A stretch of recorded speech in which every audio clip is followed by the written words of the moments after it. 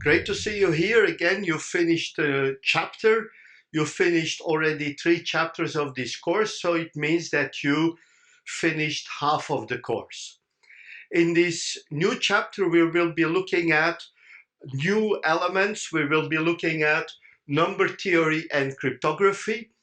Very important elements because number theory is at the basis of cryptography, and we have to understand what those principles of cryptography are. So let's have a look at the content of this chapter. First of all, like all chapters, we start with an introduction to the chapter. We're going to describe in general what we're going to do. We look at divisibility and modular arithmetic. We know that when we divide integers by other integers, that we have to understand the divisibility. We have a quotient and we have a remainder when we have numbers that cannot be divided by other integers. We also look at integer representation and algorithms. Here we're looking at the binary notation of numbers. We also look at the octal notation and the hexadecimal notation. These are different elements that we are going to use in computer science.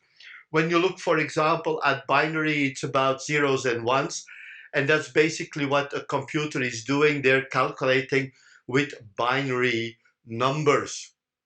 When you look at MAC addresses and other elements in computers, you will see that you have some kind of code with numbers and letters, and the letters go up to F. That's basically the hexadecimal notation, and the hexadecimal notation is a lot shorter than the binary notation. So you can find both of them when you're dealing with computers, applications, and programs. We'll look also at prime numbers and the greatest common divisor. Prime numbers are numbers that are divisible by two numbers by 1 and itself. So the first prime number is 2. It's very important to understand what prime numbers are. We also can find the greatest common divisor. For example, when we have 2 prime numbers, the greatest common divisor is in fact 1. We can also find numbers which are relatively prime. It means that their greatest common divisor is also 1. Prime numbers are very important in cryptography, and that's why we need prime numbers in this chapter.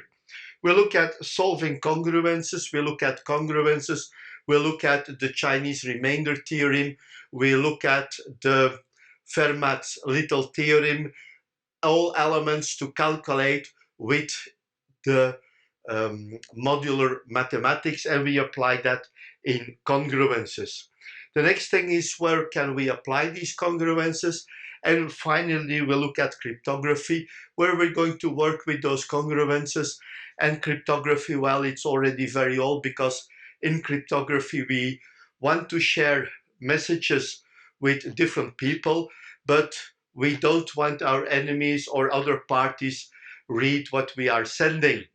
The first real known cipher was the Caesar cipher. Then we looked at some other ways of encryption.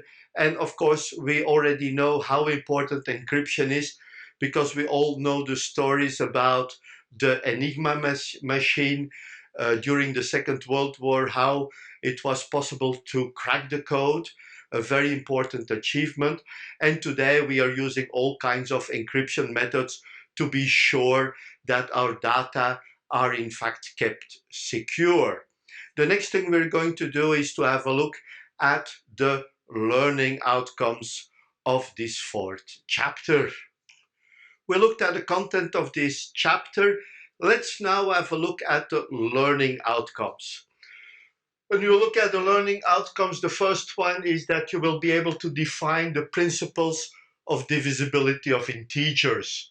We look at division algorithms and arithmetic modulo M. We introduce the function divising, div function, and the modulo function. We look at representation of integers. I already spoke about it before.